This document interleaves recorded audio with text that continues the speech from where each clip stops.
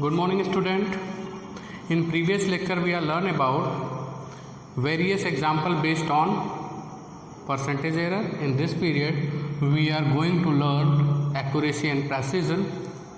As we know that physics is all about measurement. First, we are going for accuracy. What is accuracy and what is precision? Okay. It is a measure of how close the value is to the true value. यानी कि हम जो measure करते हैं, जो भी कुछ हम मेज़र करते हैं, उसकी वैल्यू ट्रू वैल्यू के कितने क्लोज तक है. अब इसको थोड़ा सा एग्जांपल से हम समझने की कोशिश करेंगे. सपोज मैंने ये पेंसिल ली है. Okay, the length of pencil is suppose 5 centimetre. Suppose it is 5 centimetre. But suppose मेरे को इसको मेजर करने के लिए दिया गया.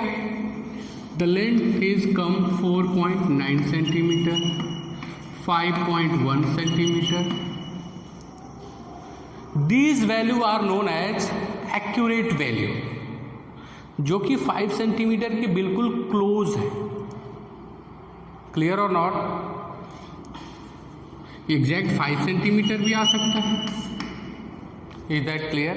यानी कि जो भी हम वैल्यू मेजरमेंट करते हैं किसी भी ऑब्जेक्ट का, उसकी वैल्यू उसके एक्चुअल लेंथ या मेजरमेंट के कितने करीब है, इट विल गिव्स एक्यूरेसी.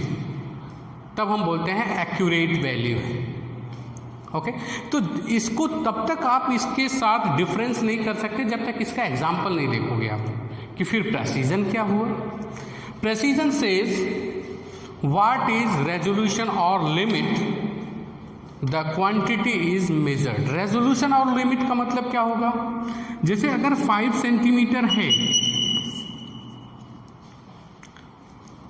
अगर इसकी लेंथ मैंने मेजर किया 4.6789, इसका रेजोल्यूशन बढ़ गया. एक्यूरेसी का प्रेसिजन से कोई मतलब नहीं है, लेकिन जो मेजरमेंट मैंने किया है इसमें पॉइंट के बाद कितने प्लेस हैं, डेसिमल के बाद कितने प्लेस हैं, 1 2 3 4. यहाँ पॉइंट के बाद कितना प्लेस है, ओनली 1 प्लेस है.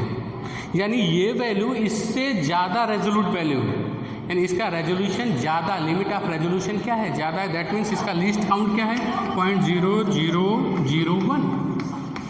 Is that clear? सपोज उसी को किसी ने मेजर किया 4.6975, या किसी ने मेजर किया आपका 4.978.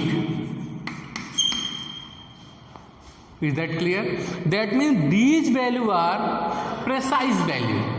यानी पॉइंट के बाद, डेसिमल के बाद जितने प्लेस तक हम ज़्यादा से ज़्यादा प्लेस तक अगर कोई मेजरमेंट कर सकते हैं, एबल हैं करने में, it is known as precise value. अब प्रेसाइज वैल्यू एक्यूरेट हो या ना हो उससे हमको मतलब नहीं है.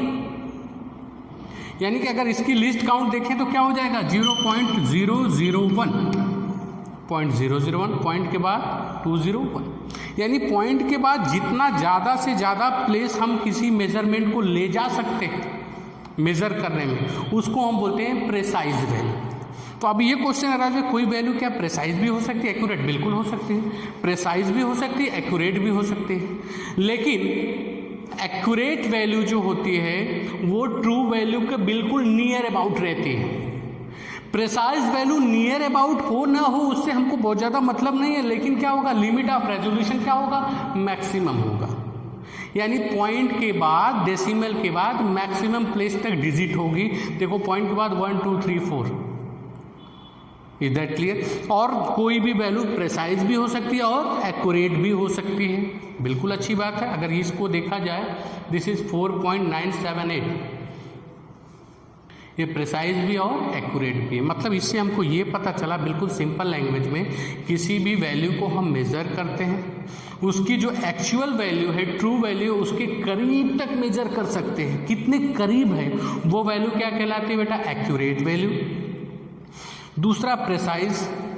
प्रेसाइज का एक्यूरेट से कोई मतलब नहीं. हमको ये पता करने का, अगर किसी चीज़ को हम मेज़र करते हैं तो डेसिमल के बाद कितने प्लेस तक हम उसकी वैल्यू फाइंड आउट कर सकते हैं, उसको बोलते हैं precise value.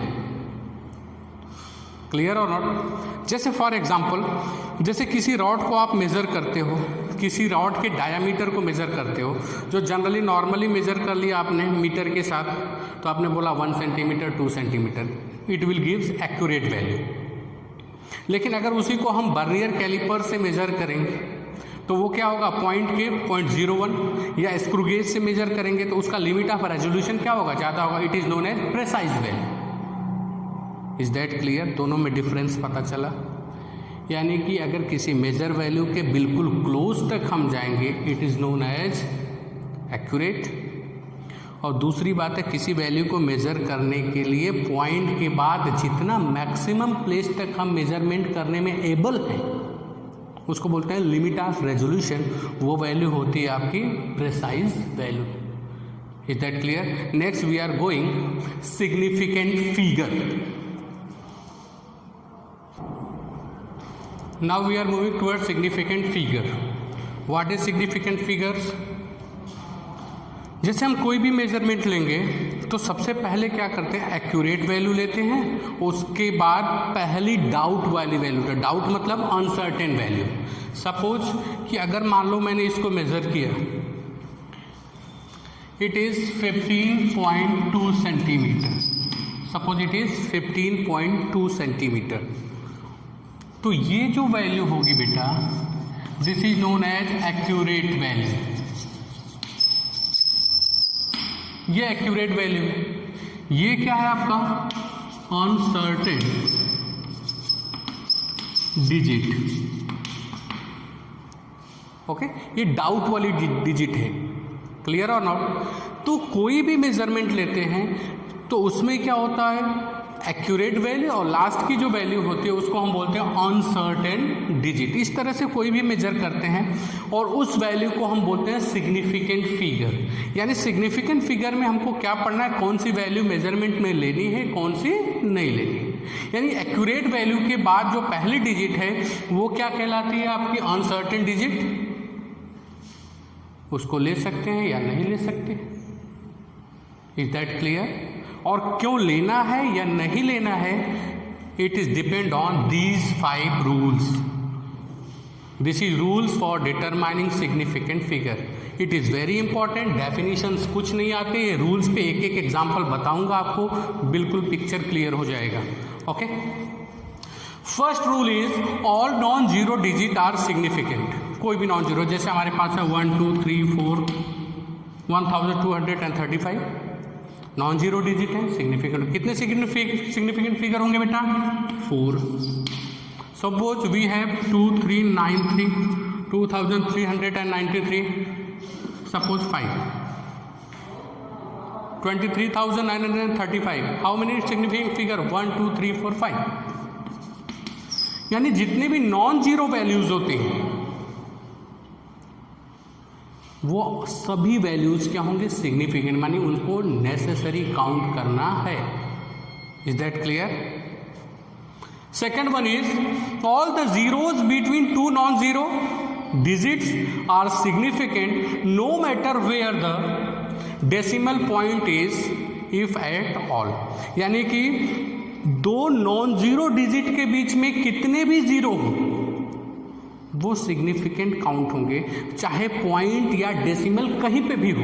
That means for example जैसे 2.300969, तो ये दोनों जीरो जो होंगे बेटा वो सिग्निफिकेंट में काउंट होंगे। There are almost 1 2 3 4 5 6 7 significant figure.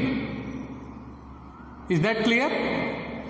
20.093 2 non zero digit, 2 और 9 के बीच में कितने जीरो हैं? 2 जीरो हैं। ये सिग्निफिकेंट, क्योंकि ये 2 और 9 क्या है? 2 नॉन जीरो डिजिट है। इसके बीच में 2 जीरो भी आएगा, डजेंट मैटर, ये सिग्निफिकेंट होगा। This is rule number 2। Point कहीं पे भी लगाओ, पॉइंट यहां पे लगाओ, लो 2 नॉन जीरो 9 नॉन जीरो, इनके बीच का 2 डिजिट है 0 0, ये सिग्निफिकेंट में काउंट होगा। This is rule number 2। Is that clear? कोई भी डिजिट हो, उनके 2 नॉन जीरो डिजिट के बीच में कितने भी जीरो आ जाए दे आर सिग्निफिकेंट, यानी उसको हमको लेना है। Is that clear? Now we are moving toward third rule. If the number is less than 1,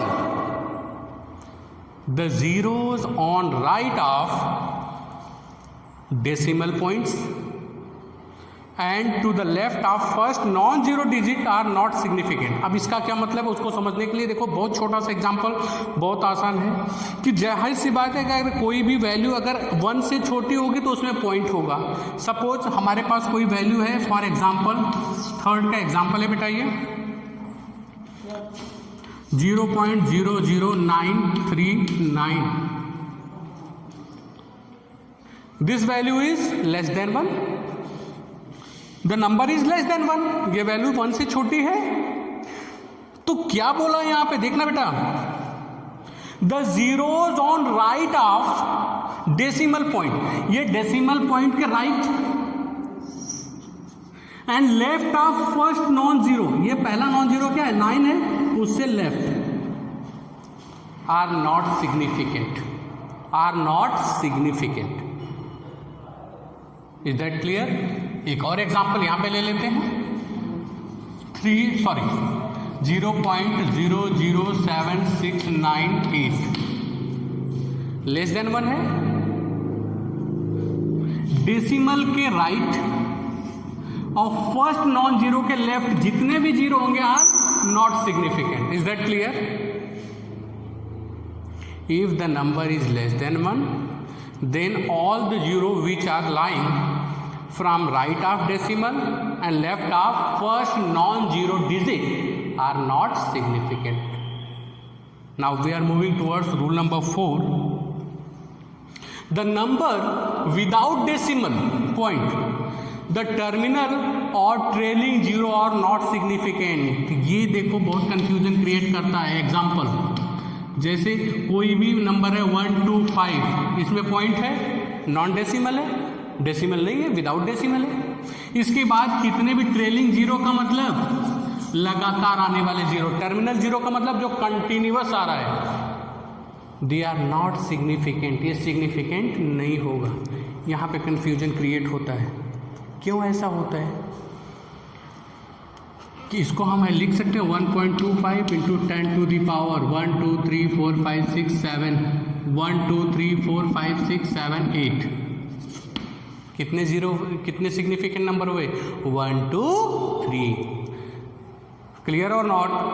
यानी कि कोई भी ऐसा नंबर जिसमें डेसिमल ना हो, इंटीजर हो, उसके लास्ट नॉन जीरो डिजिट के बाद कितने भी जीरो आप लगा दो, trailing zero,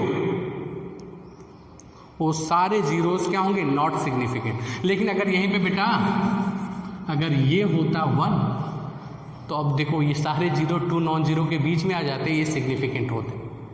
is that clear? एक एक चीज डिफ्रेंशिएट करके चलोगे तो बहुत मजा आएगा. जैसे हमारे पास है how many significant number? Only 1, because there are the number is without decimal and the trailing zero is continuous zero.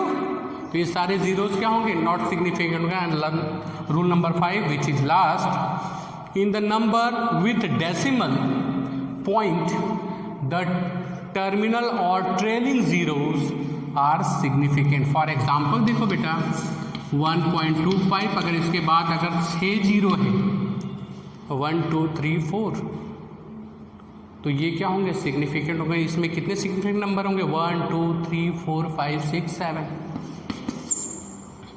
1.300, how many significant? 1 2 3 4. यानी सिंपल सी बात समझ लो, कोई भी नॉन डेसिमल वाला नंबर हो जिसमें डेसिमल नहीं हो, उसके लास्ट नॉन जीरो डिजिट के बाद जितने भी ट्रेलिंग जीरो होंगे, ट्रेलिंग का मतलब कंडीशन होती है कंटिन्यूअस, वो सारे जीरो सिग्निफिकेंट नंबर में काउंट्स नहीं होते अगर उसमें डेसिमल नहीं है. जितने भी ट्रेलिंग जीरो होंगे वो काउंट नहीं होंगे. लेकिन whenever number is with decimal, the trailing zero after last non zero digit are considered and they are count in significant number. यानी कि अगर देखो यहाँ पे डेसिमल पॉइंट्स है, लास्ट नॉन जीरो डिजिट क्या है 5, उसके बाद जितने भी जीरो आएंगे दे आर कंसिडर्ड, उनको लेना पड़ेगा आपको। That's why it has 7 significant figure 1 2 3 4 5 6 7। Is that clear? Okay इसका भी रीजन है क्योंकि जब हमने पॉइंट के बाद इतनी सारी जीरोस लगा दी यानी कि इसका रेजोल्यूशन क्या हो जाएगा 0.0000001। अभी बताया था अगर 1.259 है तो इसका रेजोल्यूशन क्या हो जाएगा 0.001। तो जितने प्लेस पॉइंट तक हम जा रहे हैं यानी कि वो लिमिट ऑफ रेजोल्यूशन है। That's why it is consider as significant and it is not consider as significant figure. Okay now we are going small topic rounding off, कि सिग्निफिकेंट फिगर पे बहुत सारे क्वेश्चन करते हैं तो बच्चे कंफ्यूज होंगे राउंड ऑफ कैसे करते हैं। आपने छोटी क्लासों में पढ़ा होगा, 2 मिनट में खत्म करते हैं इसको।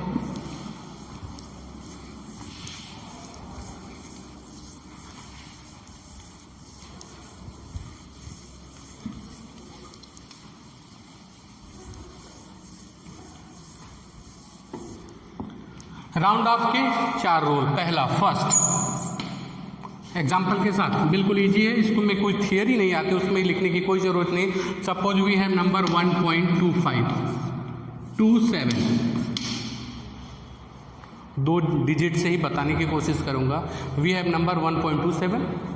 Suppose we have to round off this digit only 1 number after decimal, यानी डेसिमल के बाद एक ही नंबर तक हमको राउंड ऑफ करना है। तो आपने पढ़ा होगा ये क्या है, it is greater than 7 is greater than 5। तो क्या करते हैं इसमें 1 क्या कर देंगे प्लस कर देंगे तो 1.3 पहला रूल। बहुत आसान है। Same example suppose this number is 1.24, 4 is less then 5। That's why इसमें एक नहीं जोड़ेंगे, इट रिमेन सेम। इसको क्या लिखेंगे 1.2। 2 क्लियर हुआ। 5 से ज़्यादा होगा, 5 से ग्रेटर होगा तो एक प्रीवियस वाले में क्या करेंगे ऐड कर देंगे। 5 से कम होगा तो प्रीवियस वाले को वैसे ही छोड़ेंगे क्योंकि हमको राउंड ऑफ करना है पॉइंट के बाद एक डिजिट तक। तीसरा और चौथा थोड़ा सा डिफरेंट है। Third one is suppose we have 1.25। चूंकि 5 से ज़्यादा होगा, 5 से ग्रेटर होगा तो एक ऐड कर देते थे। 5 से कम होता था ये डिजिट तो रिमेन्स वैसे ही रख देते थे। लेकिन सपोज अगर 5 हो जाएगा तब मामला अटक जाएगा बीच में। It is little worry. अब क्या करेंगे उसके लिए 2 रूल्स।